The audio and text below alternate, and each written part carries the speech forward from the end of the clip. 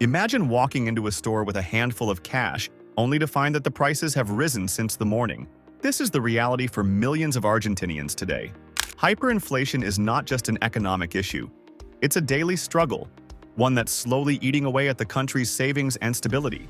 How did Argentina get here? And what does this mean for its future? Let's break it down. For decades, Argentina has been grappling with the relentless grip of inflation, and now it's facing one of the most severe economic crises in its history, hyperinflation.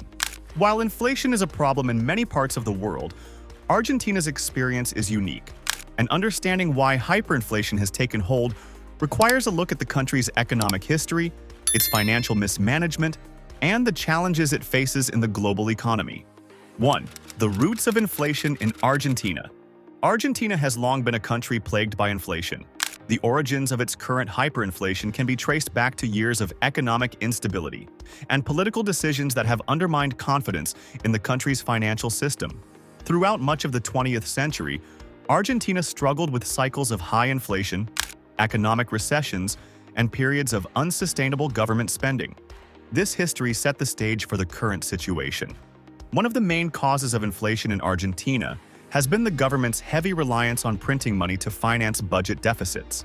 Instead of implementing fiscal discipline, successive governments have resorted to printing more pesos, which increases the money supply without a corresponding increase in goods and services.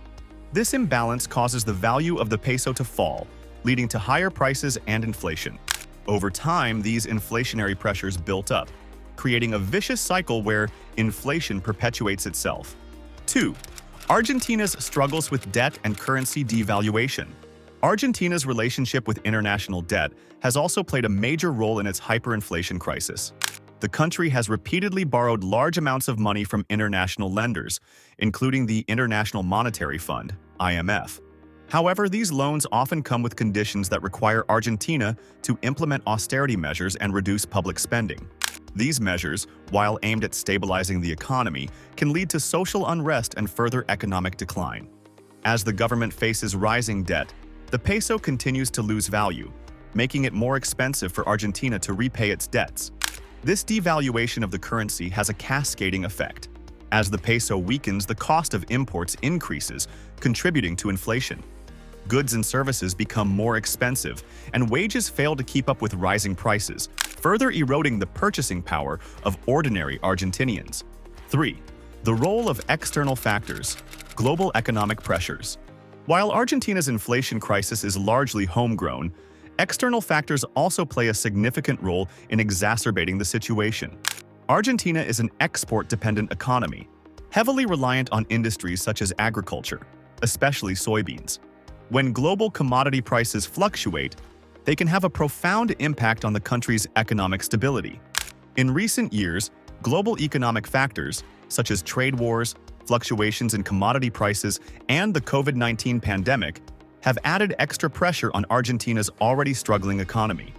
As the global economy slowed down during the pandemic, demand for Argentina's exports dropped, further hurting the country's financial standing. Additionally, global inflationary pressures, particularly from the rising costs of energy and food, have contributed to Argentina's domestic inflation crisis. As global prices increase, the cost of imports rises, and this cost is passed on to consumers in the form of higher prices. With a weakened currency and rising global costs, Argentina finds itself stuck in a cycle of inflation with little relief in sight. 4. Impact on everyday life, a struggle for survival. For the people of Argentina, hyperinflation is not just an abstract economic issue, it's a painful reality. The price of everyday goods like food, fuel, and transportation continues to rise, making it harder for families to make ends meet. Argentinians are forced to adjust their lifestyles, cutting back on essential purchases, finding alternative ways to save money, and in many cases relying on informal markets for goods that would otherwise be out of reach. The impact on wages is also significant. Even as wages rise nominally, they fail to keep pace with the skyrocketing cost of living. For many, their paychecks are worth less by the end of the month than they were at the start. In response, some businesses have implemented salary adjustments, but these are often not enough to compensate for the rapid pace of inflation. As a result, many Argentinians are forced to live in constant uncertainty, unsure of how far their money will stretch. 5. The government's attempts to control inflation. Over the years, the Argentine government has tried various strategies to control inflation, but many have been unsuccessful. The central bank has raised interest rates in an effort to curb inflation, but this has often led to even more problems, including further devaluation of the peso and increased debt. Tightening monetary policy can also slow down economic growth, leading to higher unemployment and social unrest. The government has also attempted to negotiate with the IMF for loans and debt restructuring, hoping that international support will provide relief. However, these loans often come with stringent conditions that require painful austerity measures, which are deeply unpopular among the population. As a result, any progress made towards stabilizing the economy is often undone by political opposition and public protests. In an effort to control inflation, the government has implemented price controls on basic goods and services, but this often leads to shortages and black market activity. In many cases, businesses, unable to cover their costs under the price controls, stop producing goods, leading to further scarcity. Price controls may offer short-term relief, but they do little to address the underlying causes of inflation. 6. The road to recovery.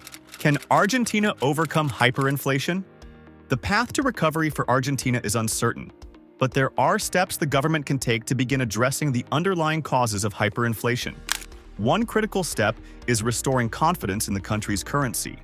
This will likely require significant fiscal reforms, such as reducing government spending, cutting waste, and improving tax collection.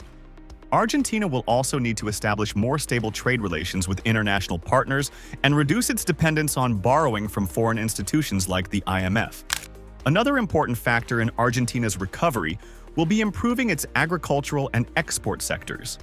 Diversifying exports and reducing reliance on a few key commodities could help stabilize the economy and reduce vulnerability to global price fluctuations. Furthermore, focusing on sustainable economic growth rather than relying on short-term fixes will be key to building long-term stability. However, recovery will require time, political will, and international cooperation.